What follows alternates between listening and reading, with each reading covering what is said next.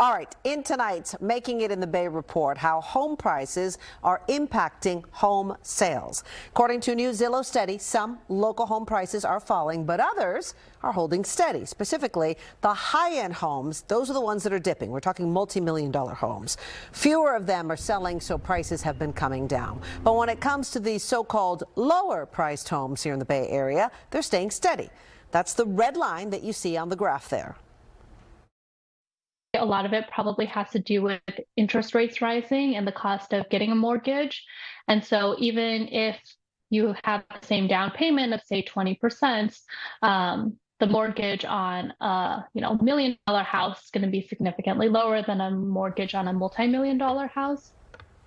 All right, our business and tech reporter Scott Budman is here to dissect this. So first, let's give some perspective, because when you say those numbers, right, under $1 million, over $1 million, anywhere else in the country, people are laughing at us, okay? Because that's just not the norm when it comes to money. So, right, okay, so let's start with that. That's right, really good thing. So what we're saying, but what you're saying is that the number of homes that are available under $1 million, those are still selling. Right.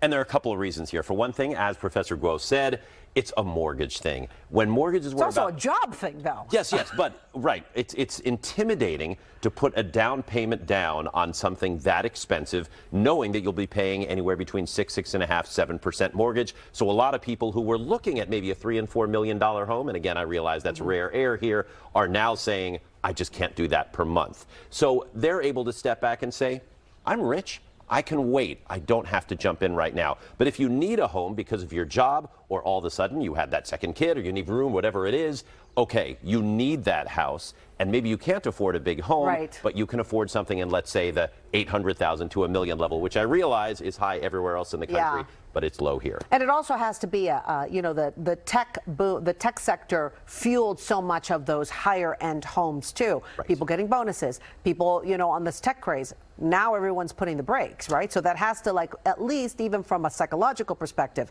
put the brakes on people buying those homes too. Exactly, Jessica. One thing we look at is IPOs. When the IPO market is strong, you see those $3 and $4 and $5 million homes being bought because people are cashing in their stock options. We haven't had many IPOs in a couple of years. It's really slowed down.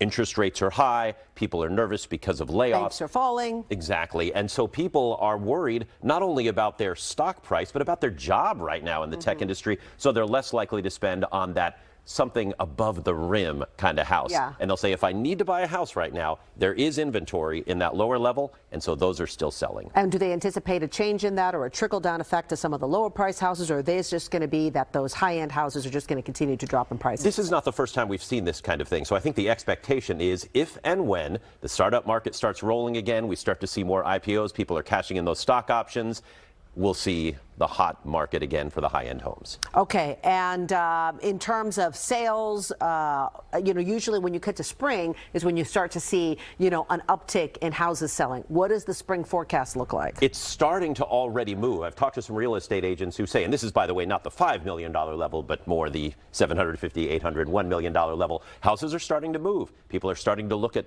schools to put their kids. They're starting to look for new jobs. There's a thaw in the weather. That level is starting to see action. But the highest level, that waits for the tech industry to get hot again. So that might be slow for a little while. All right, Scott Budman, good to have you here and give it sorted all out for us. Thank you. All right.